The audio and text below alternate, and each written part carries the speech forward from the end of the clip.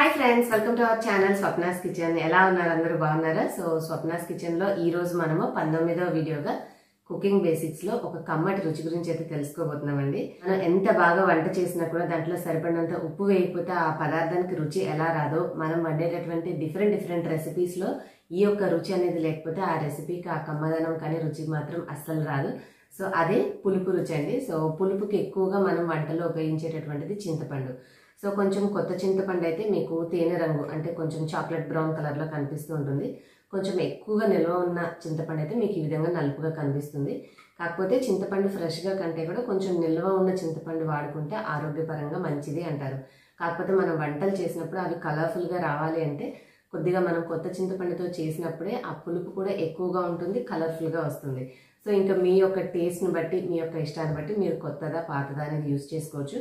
పాతది అంటే ఏం లేదండి, మనం తెచ్చుకున్న చింతపండుని మామూలుగా కొంచెం ఎక్కువ రోజులు మన ఇంట్లో స్టోర్ చేసుకుంటే ఆటోమేటిక్గా కొద్దిగా ఇలాగ నలుపుగా వస్తుంది. దీనివల్ల ఏంటంటే మనం వండిన పదార్థం అనేది కలర్ చేంజ్ అవుతుంది, కొంచెం డార్క్ కలర్లో ఉంటుంది, అంతే, డిఫరెన్స్ అయితే ఏముండదు. సో ముఖ్యంగా ఈ రోజు ఈ పులుపు గురించి మనం చెప్పుకోవడానికి గల మెయిన్ రీజన్ ఏంటంటే, మనం ఉదయం లెగవంగానే ఇడ్లీ కానీ, దోశ కానీ, లేదంటే రకరకాల కర్రీస్, సాంబారు, రసం ఇలా చేసుకునే వాటిలో మనం ఉపయోగించే మెయిన్ పదార్థం వచ్చేసి చింతపండు. సో ఈ చింతపండు అనేది మరి ఎక్కువగా వేసామనుకోండి పులుపుగా అయిపోతుంది, అస్సలు తినలేము. అలా అని చెప్పి మరి కొంచెం తక్కువ వేసామనుకోండి ఆ రుచి అనేది మనకి తెలియదు, టేస్ట్ అనేది ఎంజాయ్ చేయలేము. సో మరి ఎక్కువ కాకుండా మరి తక్కువ కాకుండా ఎంత వేసుకుంటే ఏ రెసిపీకి మనకి కరెక్ట్గా సూట్ అవుతుంది అనేది మీకు ఇవాళ షేర్ చేస్తాను. అలాగే కొన్ని ప్రాంతాల వాళ్ళు వాళ్ళ టేస్ట్ని, అభిరుచిని బట్టి కొంచెం ఎక్కువగా లేదంటే కొంచెం తక్కువగా వాడుకుంటూ ఉంటారు. సో ఈ రోజు నేను మధ్యస్థంగా మనం ఏ విధంగా ఉపయోగించుకుంటే ఎవరికైనా సరే అది కమ్మగా ఉండేలాగా ఉంటుంది అనేది అయితే నేను గ్యారంటీ చెప్పగలను.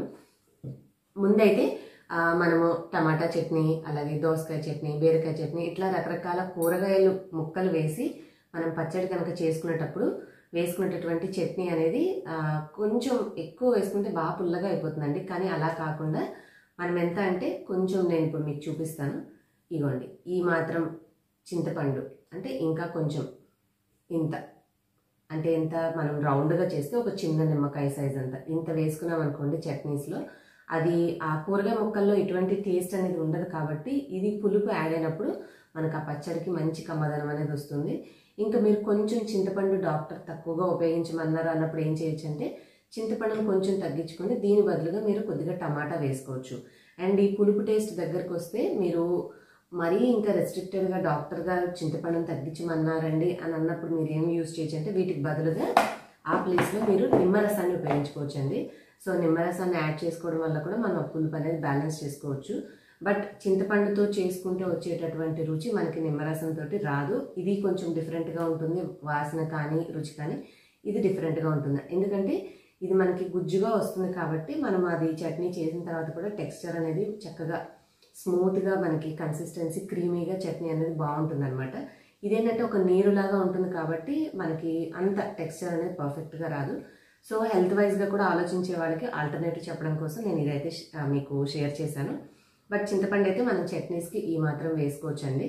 ఇంకా మనము పులుసులు అలాంటివి చేసేటప్పుడు డిపెండింగ్ ఆన్ ద క్వాంటిటీ, మన ఇంట్లో ఎంతమందికి చేస్తున్నామో, ఎక్కువ సాంబార్ కానీ చారు కానీ చేస్తున్నామా, కొంచెం తక్కువ చేస్తున్నామా అనే దాన్ని బట్టి మనం చింతపండు ఇలాగా ఇంత కొంచెం సాంబార్కి ఇంత అయితే సరిపోతుంది. ఇంకా ఎక్కువ క్వాంటిటీలో ఎక్కువ మందికి ఇంట్లో చేస్తున్నామంటే ఇట్లాగా మనం అవసరాన్ని బట్టి పెంచుకుంటూ వెళ్ళొచ్చు. సో ఇలా చట్నీలకి, సాంబార్లకి, అలాగే మనము రసం అలా చేసుకునేటప్పుడు కొంచెం ఎక్కువ క్వాంటిటీలో నానబెట్టుకుంటూ ఉంటాము. అండ్ నాన్ వెజ్లో చేపల పులుసు చేసేటప్పుడు కూడా కొంతమంది ఎక్కువ పులుసు వేసుకుంటారండి చింతపండు. సో అలాంటి వాళ్ళు కూడా దాదాపు ఇంత క్వాంటిటీ అయితే యూజ్ చేస్తూ ఉంటారు. సో ఇంకా ఎక్కువ పులుసు, 1-2 కేజీలు చేపలు చేస్తే ఇంకా మరికొంత తీసుకొని నానబెట్టుకుంటారు అనమాట. ఎంత ఎక్కువ పులుసు వేస్తే చేపల పులుసు అంత టేస్ట్ బాగుంటుందని చెప్పేసి కొన్ని ప్రాంతాల వాళ్ళు చాలా ఎక్కువ వేస్తారు. బట్ ఈ రోజుల్లో ఏంటంటే మనం ప్రతిదీ మన టేస్ట్ తగినట్టుగా మార్చుకుని మనం వండుకుంటున్నాం కాబట్టి మనకు మరీ పాతకాలంలో వాళ్ళు వండినంత పులుపుగానే ఇష్టం లేదు అంటే కొంచెం తగ్గించుకోవచ్చు. ఇంకా దీనికి ఆల్టర్నేటివ్ ఇంకోటి ఏంటంటే ఎండాకాలంలో మనకు వచ్చేటటువంటి పుల్లటి మామిడికాయలు ఉంటాయి కదండి. సో అవి మీరు తెచ్చుకొని ఒరుగుల్లాగా మనకు అమ్ముతూ ఉంటారు. లేదంటే మనమైనా సరే సన్న చెక్కలుగా కట్ చేసేసి ఎండబెట్టుకుని స్టోర్ చేసుకుంటే వాటిని కూడా ఆ ఎండిన మన మామిడికాయ ముక్కల్ని కూడా ఈ పులుపు భాగంలో ఉపయోగించుకోవచ్చు. ఇంకా చింతపండు వల్ల మనకి కొంచెం ఇబ్బంది అనేది ఏమైనా కలగొచ్చేమో కానీ మామిడికాయ ముక్కలతో విటమిన్ సి వస్తుంది, అలాగే మనం కోరుకున్న పులుపు టేస్ట్ కూడా బ్యాలెన్స్ అవుతుంది. అండ్ అది ఒక కమ్మదనంగా ఉంటుంది అనమాట ఆ పులుపు వేస్తే. సో మీరు పులుపు కోసం చేసేటటువంటి రెసిపీస్లో వేటిదైనా సరే నిమ్మరసం కానీ చింతపండు కానీ లేదంటే మనము ఆల్రెడీ ఎండపెట్టి ఉంచుకున్నటువంటి మామిడికాయ ఉరుగు ముక్కల్ని కానీ లేదు దొరికే సీజన్ అయితే మామిడికాయ ముక్కల్ని కానీ డైరెక్ట్గా యూజ్ చేసుకుంటే టేస్ట్ అనేది బాగుంటుంది. ఇంకా రకరకాల సాంబార్లు రసాలు మనం చట్నీస్కి యూజ్ చేస్తాము. కొన్ని రకాల కూరలకి కూడా లైక్ గుడ్లు పులుసు అని ఇంకేవైనా సరే పులుసు కూరలు బెండకాయ పులుసు వంకాయ పులుసు ఇలా చేసేటప్పుడు కూడా మనం చింతపండు కొంచెం అంత, ఎందుకంటే అలాంటి వాటిలో మనం ఖచ్చితంగా టమాటా వేసే వండుతాం కాబట్టి కొంచెం అంత చింతపండు తీసుకొని నానబెట్టి మంచిగా గుజ్జు తీసేసి దాంట్లో మిక్స్ చేసుకున్నామంటే మనకు ఆ టమాటాతో పాటుగా ఈ చింతపండు పులుసు అనేది కలిసి టేస్ట్ అనేది బాగుంటుంది.